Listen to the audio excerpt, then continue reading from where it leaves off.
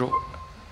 Bonjour à toutes et à tous. Donc, merci d'être aujourd'hui présent à Aix-en-Provence pour cette conférence de presse de composition du match France-Namibie.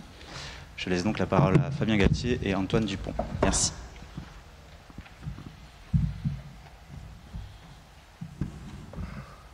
Bonjour.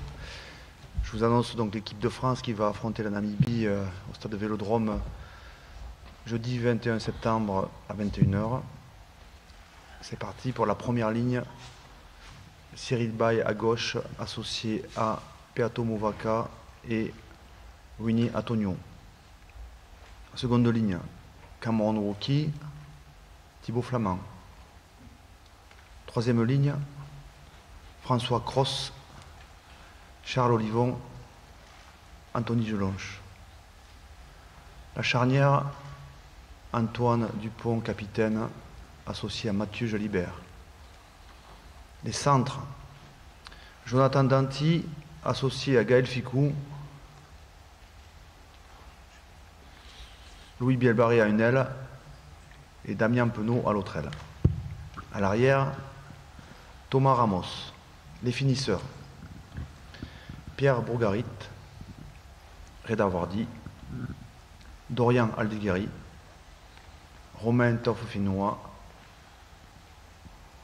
Paul Boudéan, Baptiste Couillou, Yoram Moefana et Melvin Jaminet.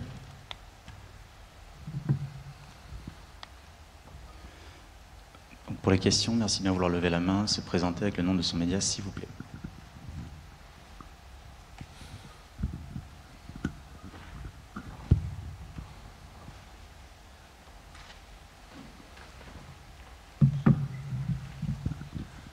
Bonjour, Denis Capes-Granger, Sud-Ouest. Grégory Aldrit était pressenti pour débuter en 8. Est-ce que tu peux nous donner des nouvelles? Il est visiblement ménagé en raison d'une gêne au genou. Merci. Vous avez l'air très bien informé. Bravo. Je ne peux pas rajouter grand-chose.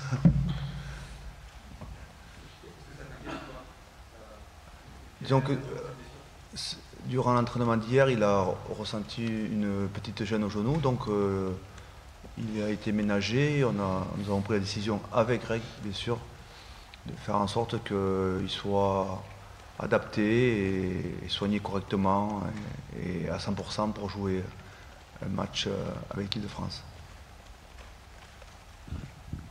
Fabien, bonjour. Romain Bergogne à l'équipe. Est-ce que tu peux nous dire ce qui t'a convaincu d'aligner Louis sur une aile pour ce match? Ses performances, tout simplement. Ça fait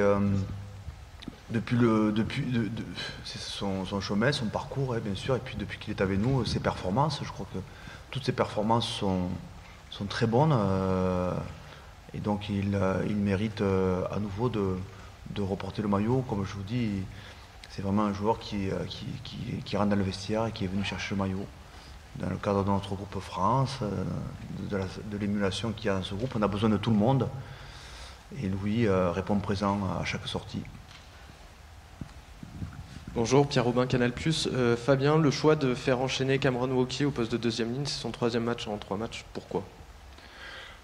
Bon, après, on a quand même des rotations pendant le match. On essaie de faire en sorte que Thibaut Flamand partage avec lui le poste de gaucher, tout en pensant qu'il peut aussi jouer à droite. Je trouve que Cameron a besoin de retrouver des repères par rapport à la saison passée notamment, et qu'il est en forme et qu'il supporte la charge de travail, que ce soit la préparation, que ce soit les matchs de Coupe du Monde. Il est bien.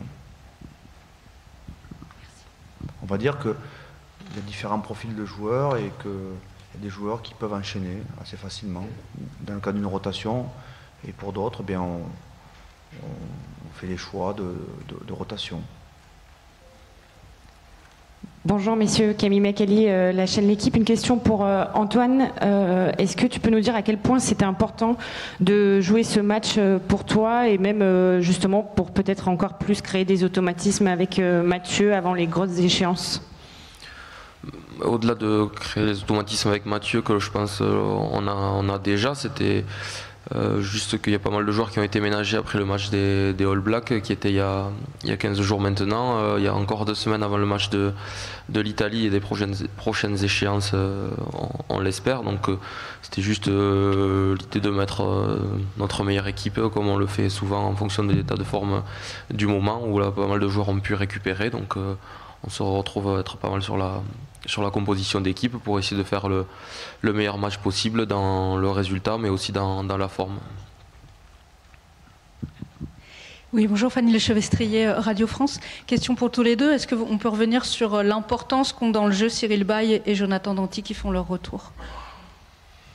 C'est des joueurs qui, depuis 4 ans, sont régulièrement titulaires avec nous. Ils ont été de toutes les batailles, de toutes les tournées, quasiment en France, puisque on a une rotation qui est particulière à l'étranger et des tournois, et notamment du Grand Chelem.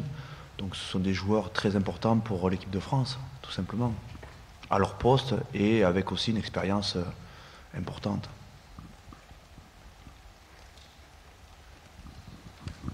Une question pour Antoine, Jérémy Fadan, Midol.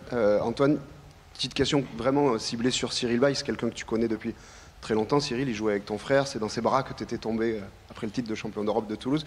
Tu peux nous parler un petit peu peut-être de la résilience aussi de ton pote qui est revenu plusieurs fois de blessure et qui le fait encore une fois sur ce dernier mois, quoi. Ouais, ça a été un coup dur pour lui sur le premier match de prépa. Cette blessure, au début, on avait du mal à évaluer la gravité qui pouvait peut-être potentiellement le priver de toute la Coupe du Monde. On sait le risque de blessure pendant ces périodes de préparation, ces matchs-là, donc ça a été beaucoup de déception au début, de doutes.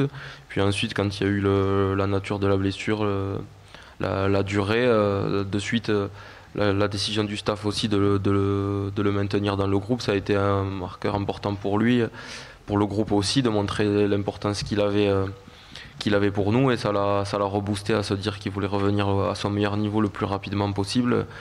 Il a fait les efforts en travaillant quotidiennement depuis plusieurs semaines maintenant pour pouvoir postuler sur ce match-là. Après, ses qualités de joueur, on les connaît, on les cite plus. C'est un joueur qui est très performant et qui nous permet aussi d'avoir un profil différent des autres, de Jean-Baptiste ou de Reda, qui sont aussi très bons dans leur rôle. Mais Cyril a ce rôle de relais dans le jeu d'attaque qui permet de mettre du rythme, de relever des ballons au ras, et on l'espère que ça nous sera utile. Et évidemment, moi qui suis très proche de lui, je suis très content de le voir revenir sur ce match-là, et j'ai pas de doute qu'il fera tous les efforts nécessaires pour être à son meilleur niveau. Oui, à votre droite là, j'ai le droit. Éric Ambrosini de France 3. Quelques nouvelles des deux Toulonnais, Jean-Baptiste Gros, Gabin Villière. Pourquoi ne sont-ils pas dans le groupe cette fois? Il y a des raisons précises? Déjà, ils vont très bien sur un plan médical, il n'y a pas de problème. Et ensuite, ils ont joué la semaine dernière.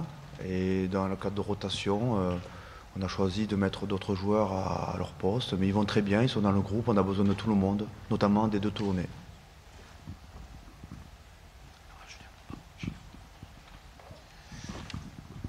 Julien André, RMC Sport. Fabien, qu'est-ce qui t'a poussé à relancer les joueurs qui avaient battu la Nouvelle-Zélande ce jeudi? Est-ce que c'était prévu ou est-ce que les dernières performances contre l'Uruguay t'ont fait relancer, ou c'était impensable de ne pas les faire jouer pendant 4 semaines, les joueurs qui avaient battu la Nouvelle-Zélande? On entend, c'est intéressant, on entend beaucoup le débat autour des compositions d'équipe, donc je vais essayer de partager avec vous comment on travaille, d'être le plus clair possible. On a essayé de l'être depuis 4 ans. Nous, en fait, on compose nos équipes à la semaine. C'est-à-dire que dès le lendemain du match, dans le staff, on a une mécanique de construction d'équipe où chacun pose la sienne, et puis je synthétise jour après jour en fonction du ressenti.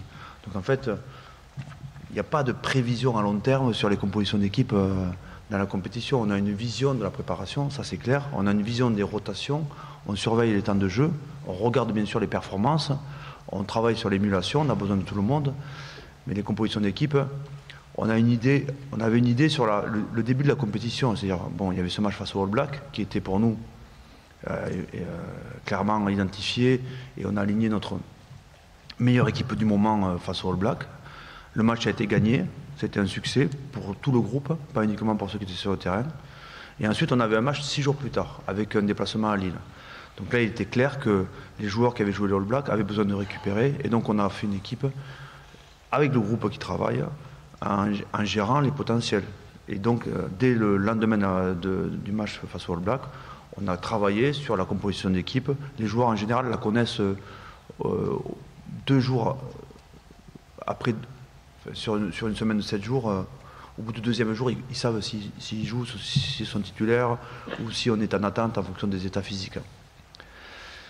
Sachant qu'on leur annonce au 3e jour.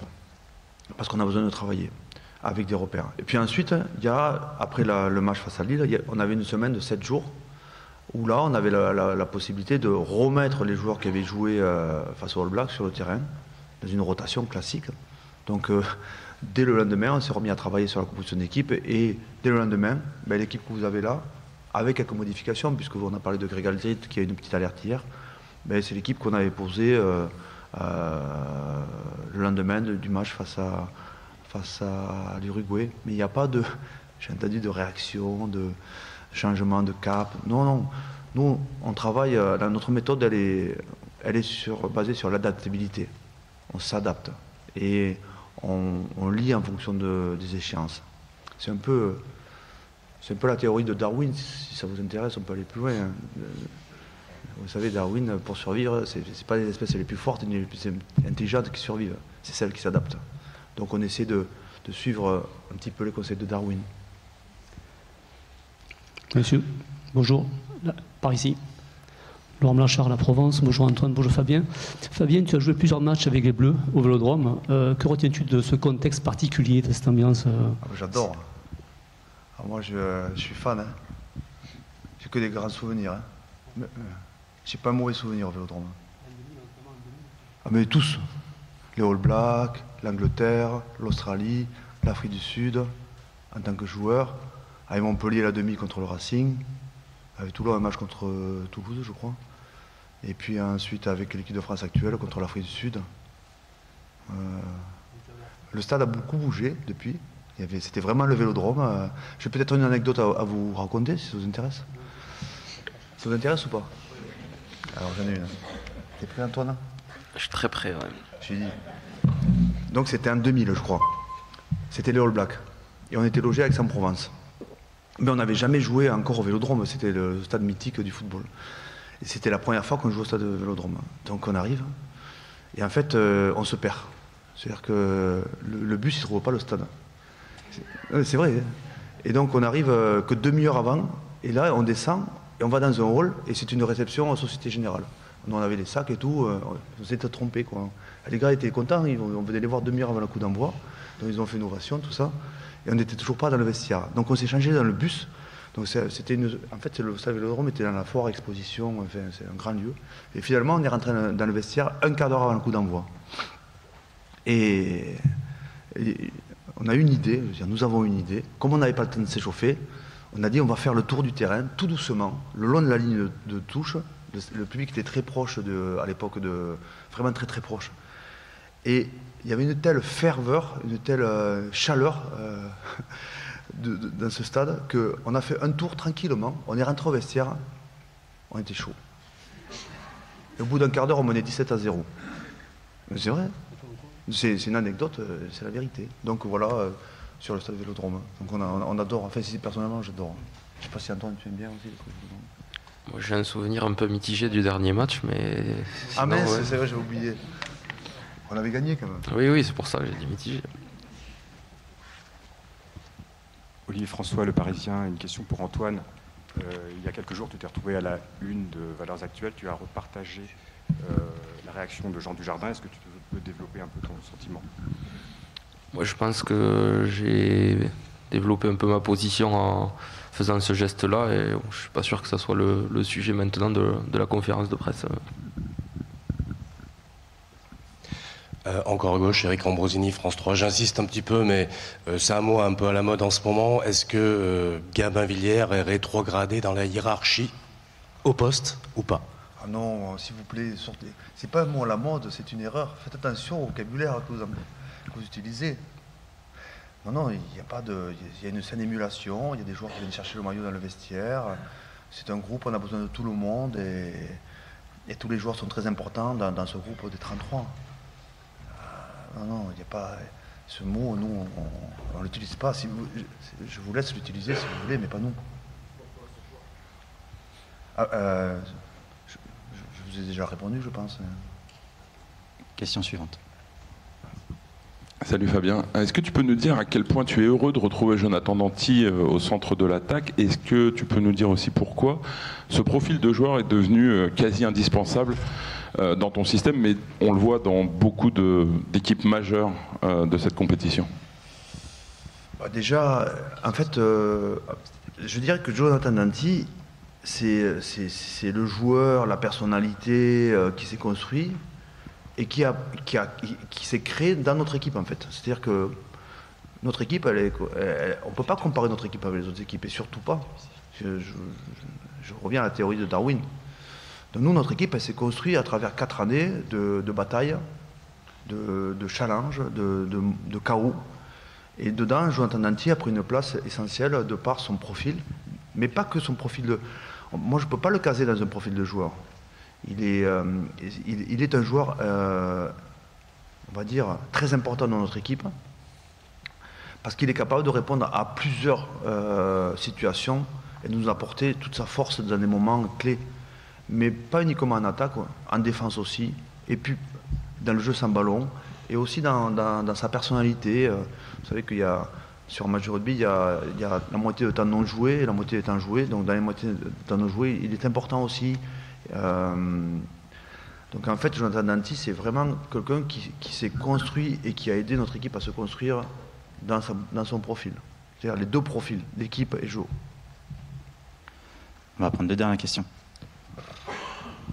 Bonjour messieurs, Wilfried Templier, MC Sport. Fabien, vous récupérez Cyril Baye, vous avez récupéré Anthony Gelange, vous récupérez Jonathan Danty. Alors il y a le petit accro avec Grégory Aldrit, qui n'est pas là jeudi, mais qu'est-ce que ça change du potentiel de l'équipe, ces joueurs qui reviennent? Est-ce que ça a été des titulaires avant leur blessure des fois? Qu'est-ce que ça change toi sur tous vos potentiels? Vous allez le voir. Vous allez le voir. Souvent, les matchs qui sont passés, ils sont passés. Maintenant, il faut vraiment se concentrer sur le match à venir. Donc, en fait, notre équipe, elle fonctionne avec un potentiel collectif où chaque individu va apporter son profil. Donc, on a parlé de Joe, Antoine a parlé longtemps de Cyril, on parle d'Anthony qui revient à la compétition et qui monte en puissance. Ensuite, c'est vrai qu'il y a aussi des absences. Greg devait être aligné, finalement, on ne l'aligne pas. Donc, mais c'est François qui rentre, qui a notre profil aussi très important dans notre équipe. Donc on doit s'adapter. C'est le mot. C'est la théorie. Dernière question. Je ne vais pas parler de Darwin. Bonjour Fabien, tu parlais de temps joué, de temps non joué tout à l'heure. Justement, avant la compétition, on annonçait peut-être une Coupe du Monde avec des temps de jeu effectifs énormes, avec prime un petit peu plus à la possession. Il semble que ce ne soit pas le cas, sur le début de ce mondial du moins. Comment tu l'analyses toi? Est-ce que tu es surpris ou est-ce que ça te conforte au contraire dans le travail que vous avez effectué depuis 4 ans? Il faut faire attention quand on analyse les matchs à la Coupe du Monde, parce qu'on n'est pas sur un profil de compétition comme le tournoi destination, comme les tournées d'automne ou d'été, avec les 11 ou 12 meilleures nations qui s'affrontent. C'est une compétition à part. Et on va dire qu'aujourd'hui, les études après 2 journées, à peu près, chaque équipe a fait 2 matchs. Et dans des groupes où il y a parfois des équipes très proches et des fois des écarts importants, plus des rotations aussi d'équipes. Donc pour le moment, on va dire que la phase de qualification, elle ne peut pas apporter d'enseignement, honnêtement. Les enseignements, on va les avoir sur les matchs décisifs, dont nous on en a joué un, face au All Black. Celui-là, oui. Celui-là était important. On va assister en Irlande-Afrique du Sud. Là, si vous voulez, on a joué une première finale de Coupe du Monde, nous, là. Irlande-Afrique du Sud, ça va être une deuxième finale de Coupe du Monde. En quart de finale, vous aurez 2 finales de Coupe du Monde, puisque vous aurez les 2 tableaux qui se recroisent à nouveau, donc 2 finales de Coupe du Monde. Puis après, vous aurez des demi-finales de Coupe du Monde, et après encore une finale de Coupe du Monde. Donc, on ne peut pas généraliser et étudier globalement tous les matchs, parce qu'il y a des affrontements qui sont très spécifiques. Quand les 4 premiers mondiaux qui se tiennent à 2 points au ranking s'affrontent, c'est des finales de Coupe du Monde. Quand le ranking à 6, 7, 8, c'est pas des finales de Coupe du Monde. Donc, En fait, dans une étude globale, aujourd'hui, il faut prendre en compte le ranking des équipes et l'enjeu aussi. Et l'enjeu.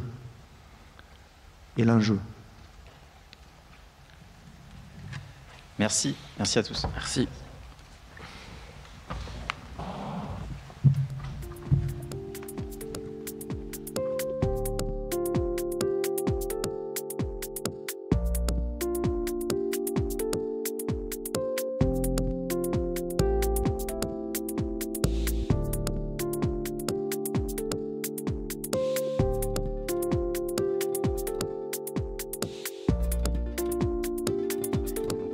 La conférence de presse avec Anthony Jelonche et Thomas Ramos.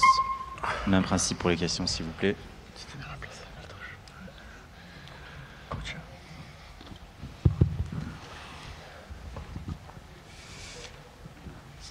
C'est bon pour tout le monde? C'est bon.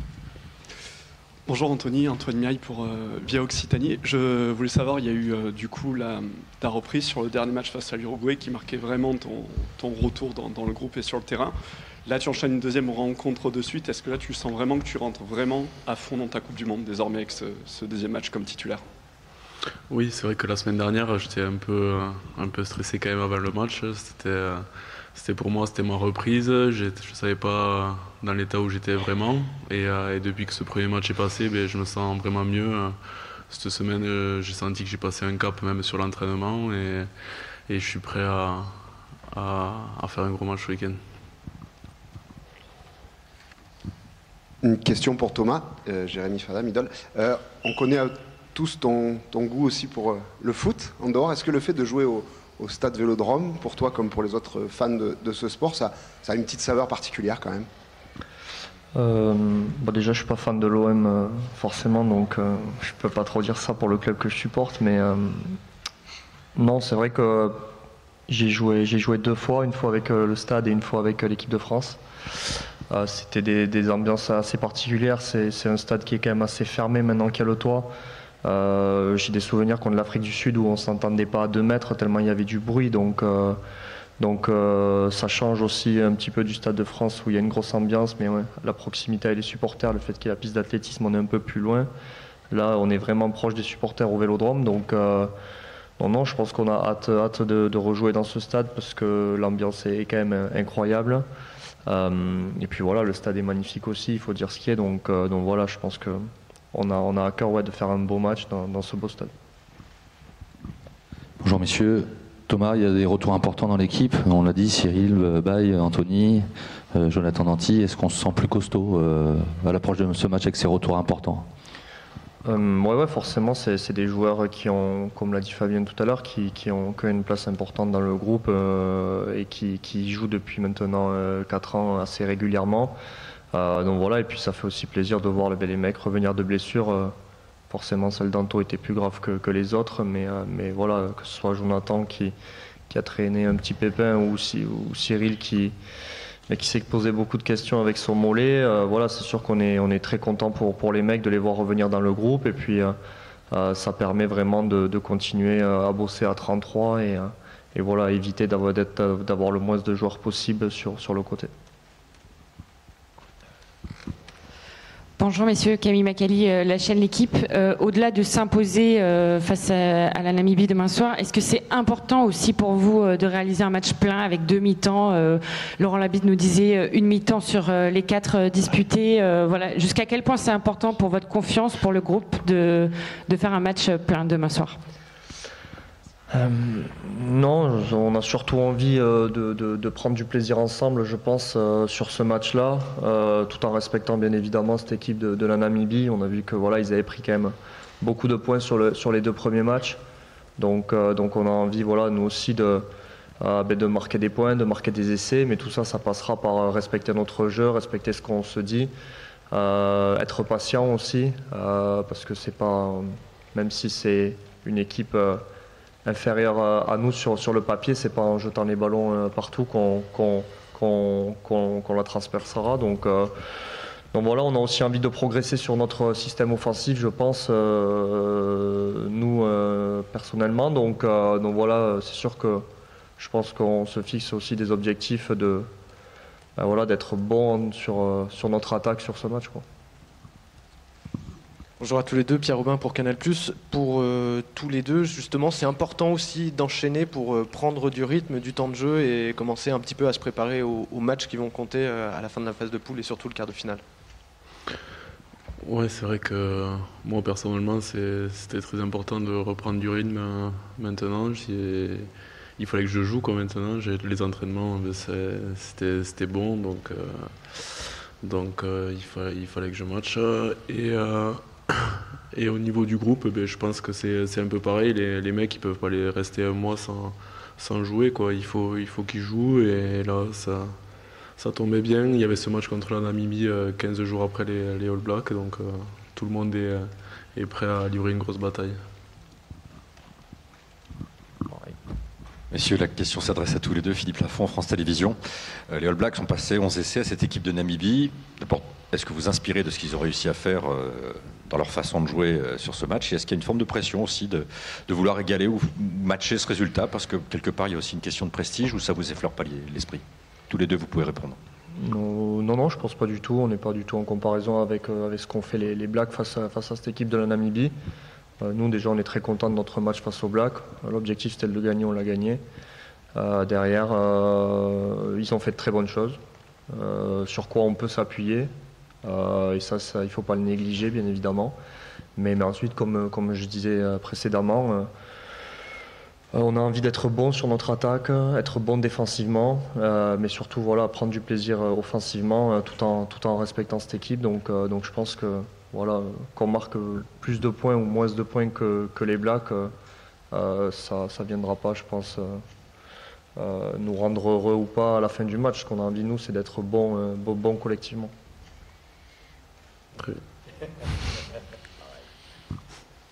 Bonjour, Stéphane Albert, La Provence. Juste, il y aura un long tunnel après le match, avant l'Italie.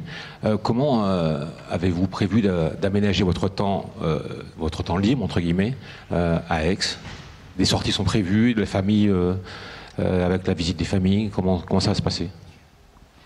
On a le match ce jeudi, après on a un week-end de 3 jours où on est assez libre dans ce qu'on veut faire, et après on va reprendre les entraînements, et ça sera des semaines normales pour préparer au mieux ce match contre l'Italie et enfin jouer de l'Italie, quoi. Bonjour messieurs, tout là-haut. Une question pour tous les deux, peut-être Anthony, vu que tu étais sur la pelouse la semaine dernière. Est-ce que tu as senti de la tension après ce match contre l'Uruguay, de la frustration, un peu de... Est-ce que vous êtes dit que vous pourriez faire mieux et que ça s'est un peu tendu dans les vestiaires après? Ouais, c'est sûr, il y a eu un peu de frustration après ce match, mais on a eu des réunions, on a parlé de tout ça, on a bien débriefé le match, et je crois il fallait vite passer au match suivant. Il n'y en avait qu'une semaine pour passer à la Namibie, donc on a vite soldé ce match, et on est passé directement sur la Namibie, et je suis persuadé que ça se passera bien ce jeudi.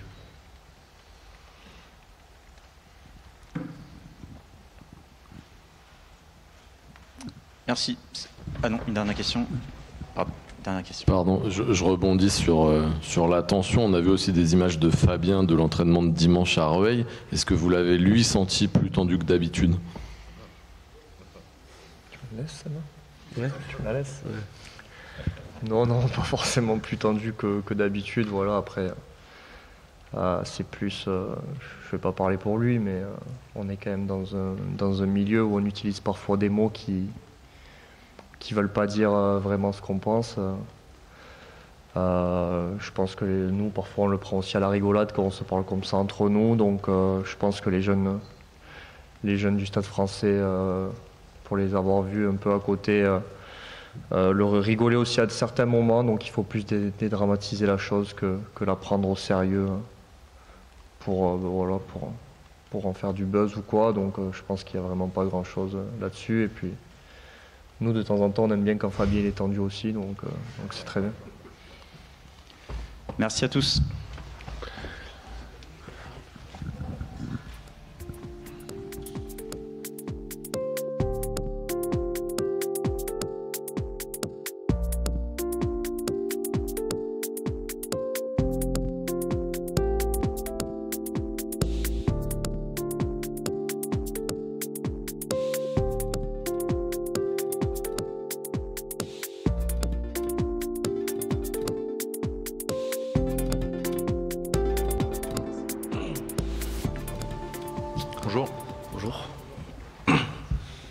Paris pour les questions, s'il vous plaît.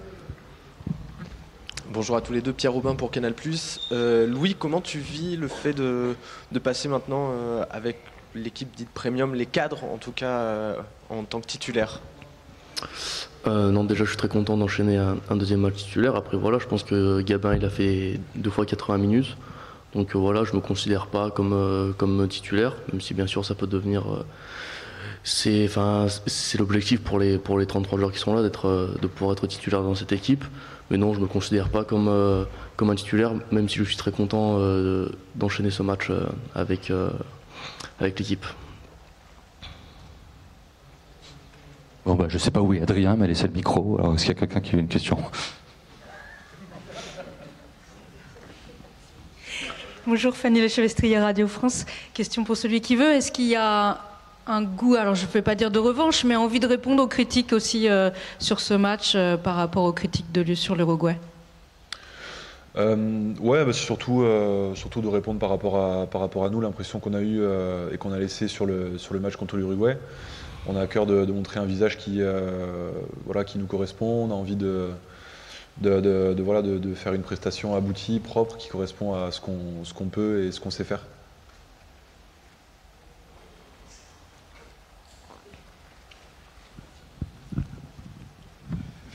Bonjour Thibaut, Antoine Miaille pour Via Occitanie. Je voulais savoir tout simplement si l'absence de Greg Aldrit sur ce 15 de départ change un petit peu tes repères, toi, dans la faction de fonctionner dans le pack, ou pas du tout, concrètement, pour toi?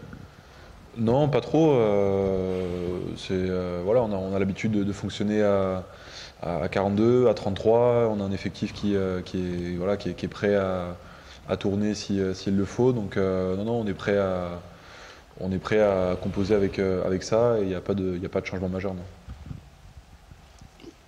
Bonjour messieurs, en haut une question pour Louis. Le fait d'avoir déjà joué la semaine dernière un premier match de Coupe du Monde, est-ce que tu es un peu plus libéré d'en jouer un deuxième? Libéré, je sais pas, en tout cas très content d'enchaîner, ça c'est sûr. Voilà, non, j'étais très content d'enchaîner. Pas forcément plus libéré ou quoi, le match, j'ai la même envie, j'ai la même détermination et la même envie de bien faire, donc je pense que sur ça, que ce soit le premier ou le deuxième, ça me change pas grand chose. Louis, bonjour. Je prolonge un petit peu la question. On a vu tes parents qui en revenaient pas de ce destin en équipe de France. Voilà, tu gravis les échelons à vitesse grand V.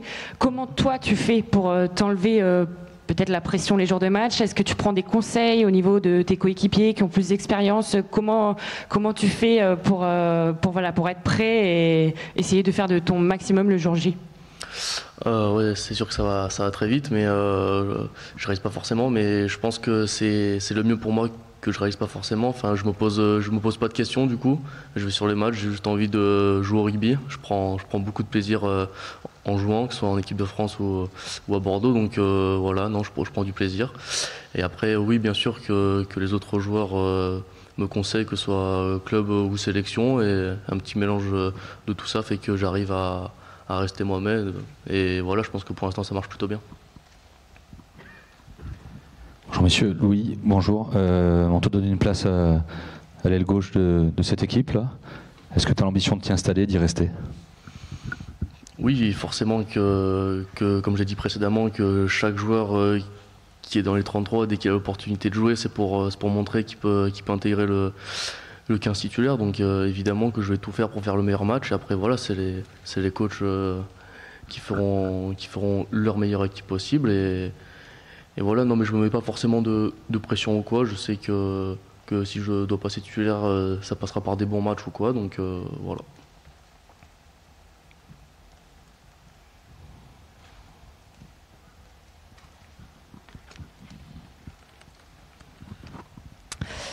Thibaut, on sait que le quart de finale est programmé face à l'Afrique du Sud ou l'Irlande a priori.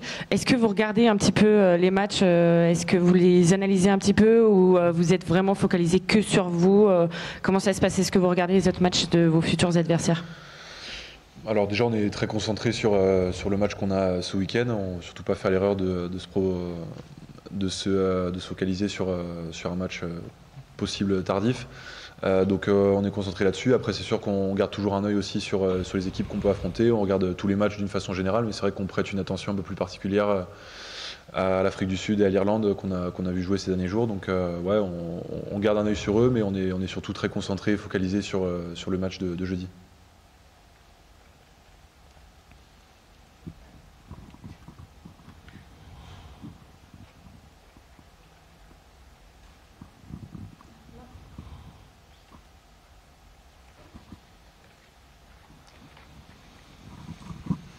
Justement, Thibaut, je rebondis un petit peu sur le fait que vous soyez encore tous très focalisés sur les matchs de poule. Est-ce que la notion de bonus que vous n'avez pas réussi malheureusement à arracher contre l'Uruguay, là, est un petit peu plus présente dans les têtes par rapport à ce qui arrive là face à la Namibie? Est-ce qu'on en fait, j'imagine, un objectif, mais peut-être un peu plus que d'habitude dans les têtes?